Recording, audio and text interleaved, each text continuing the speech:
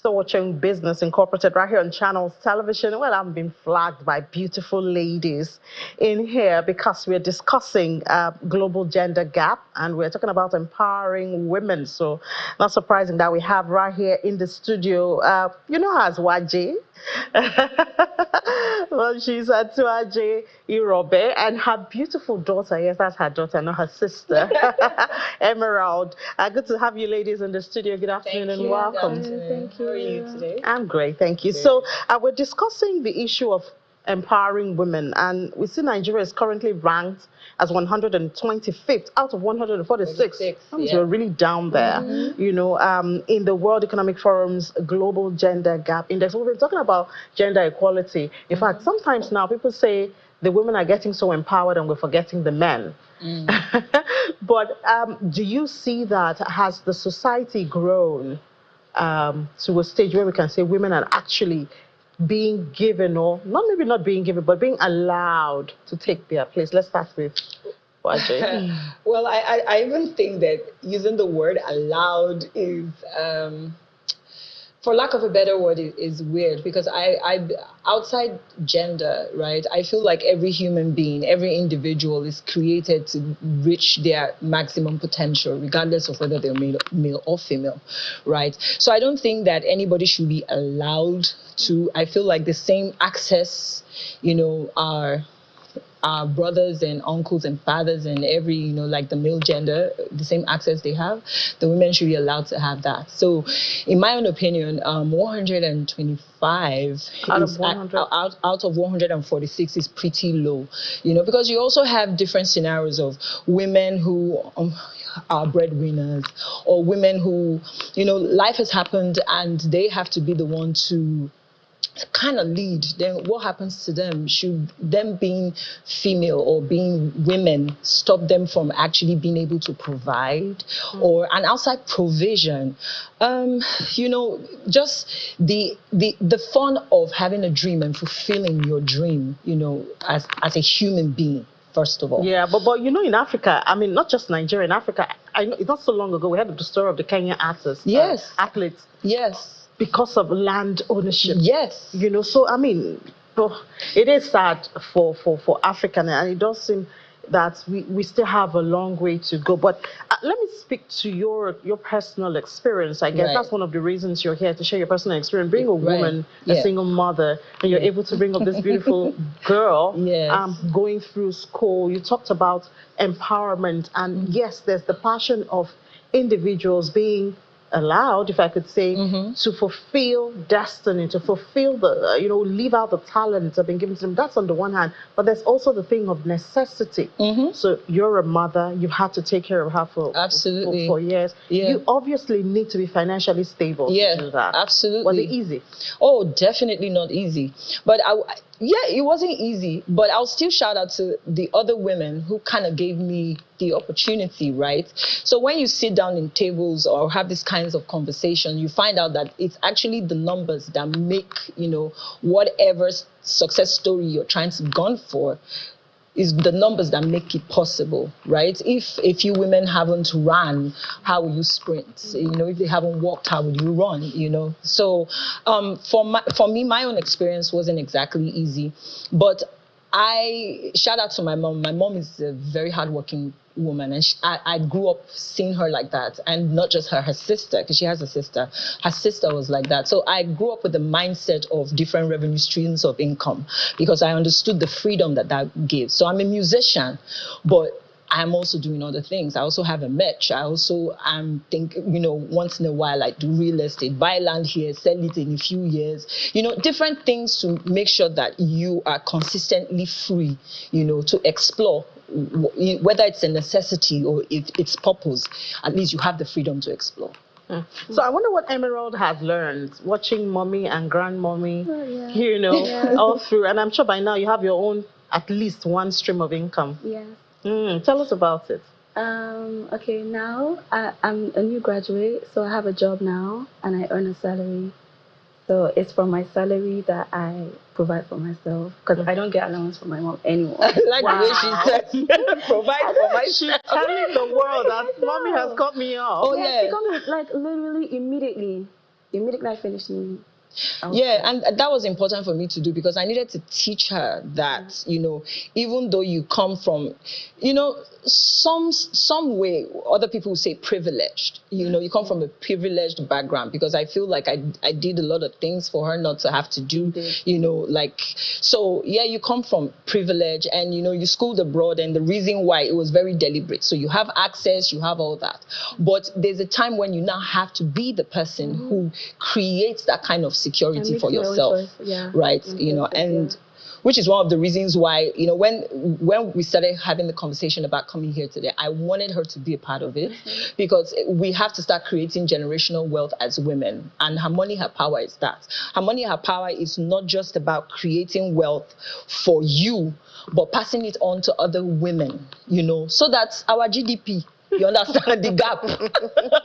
When they now say 126%, you're not thinking, oh, why are we lacking behind? Because you're seeing more women who are giving that sort of access. You know what I mean? So there's also the multiplier effect, with women, that women reinvest up to 90% of their income. Absolutely, I agree. Into their families. Yeah. Now, how does a woman, because sometimes it does seem hard for a woman, you just want to take care of your children, your husband, take care of the home front. Yeah. How do you detach or balance that with, I need to invest for the future? Because a man will always, if he has money, he'd set this for the home, he's investing the rest. Do you understand? But a woman will get sentimental. Oh, I remember my daughter's sandals, they're getting old. I need, something like that. And to be fair, my experience was exactly like that, right? I'm the firstborn of my family, so in my mind, I always felt that whatever I received, I had to,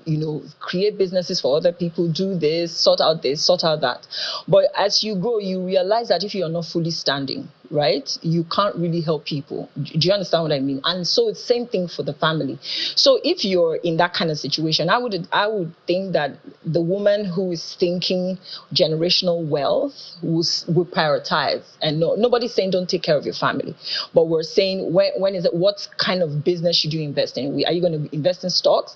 How much of your income are you going to invest, right? Are you going to save? How much of your savings are you? What are you going to prioritize at the time? So if I'm thinking sandals for my daughter, how many times should I buy sandals in a month? Can we reduce the sizes of sandals till I make enough for me to splurge? And these are things that we start thinking about, so we can retire early, we can take care of a family with ease, rather than we can go on vacation. Like we were talking about now, like it's vacation time.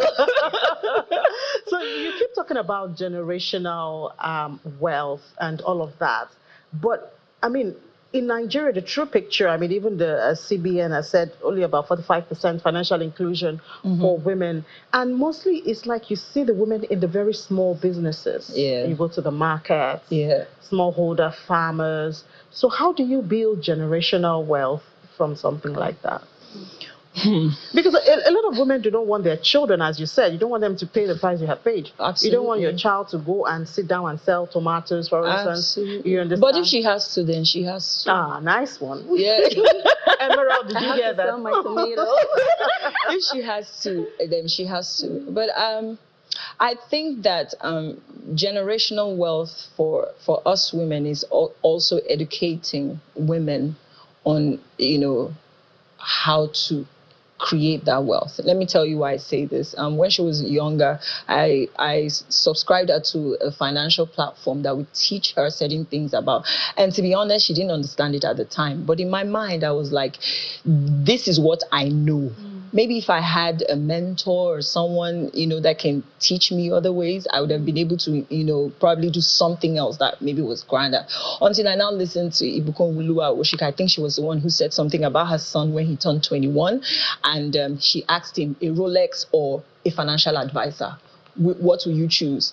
And he thought about it and said a Rolex. And so when she turned 21, I asked her the same question. But in my mind, I already knew that, I knew where I was pushing her towards, because to create that wealth and generational wealth, you have to make sure that the person who is coming up in the next generation learns from your mistakes. I'm always screaming in the house. She will tell you, save, because she likes fashion. She likes to buy clothes. She likes all that. But as she's buying clothes, I'll tell her, save, because me, I don't give allowance anymore. But we live in the same house. At least I'm helping her with rent and food. God is so good. God is so good. She's so generous. So yeah. So for me, I feel like it's also educating women.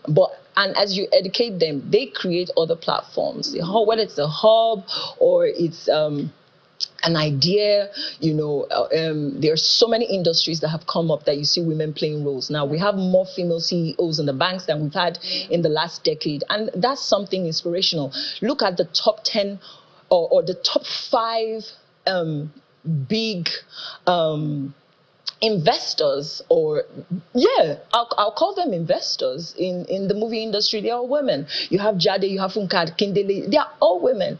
And why? Because one person decided that, okay, this is achievable, and so that way you're inspiring other people to take bigger steps, and just kind of networking and building that what video you now?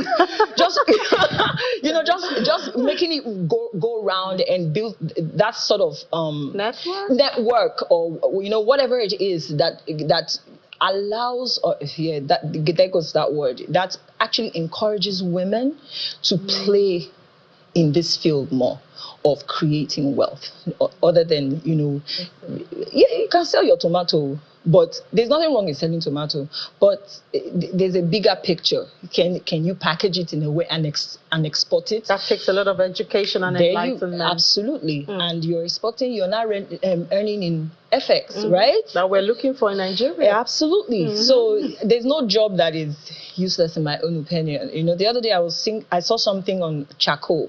Right, on coal, right?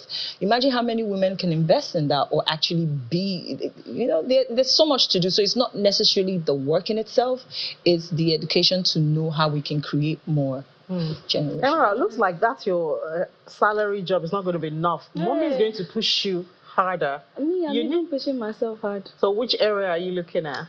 Right now, currently, I'm looking into healthcare because that's where my passion is. But I also have different hobbies, and I plan to use all. So I feel like I'm very multidimensional. So I like different things, and I believe that as a person, you can't make money from one. You can't just have one stream of income. So I want to have a hair business. I want to have my cooking. You like fashion so much. And I still want my healthcare. Nice. That sounds really noble. The healthcare one. I mean, there's so many aspects to it now, providing services. I think the other day I spoke to a lady who all she does is she makes an app or a device available if there's an emergency. She makes a what? Either an app or a device. Okay, right. So if there's an emergency, anybody has an emergency, if you subscribe to that, you can reach the hospital, you can get the attention of the hospital. Oh, wow. So you have all those elderly people who are at home alone, they press the button and there's and things like that. So great things. But thank you so much, mother and daughter. Oh, thank you. Time flies when you're having fun. But Waje, we're so proud of you. Well done, the work you have done. And I know your daughter will do better than you. That's what we all pray for. What I would. So thank you so much, Waje and Emerald, for your time. Wish you the best. I'll be looking out for your health business. Yes, please. Okay. Thank you. All right, let's take a break now. When we come back, we'll head to the market to stay with us.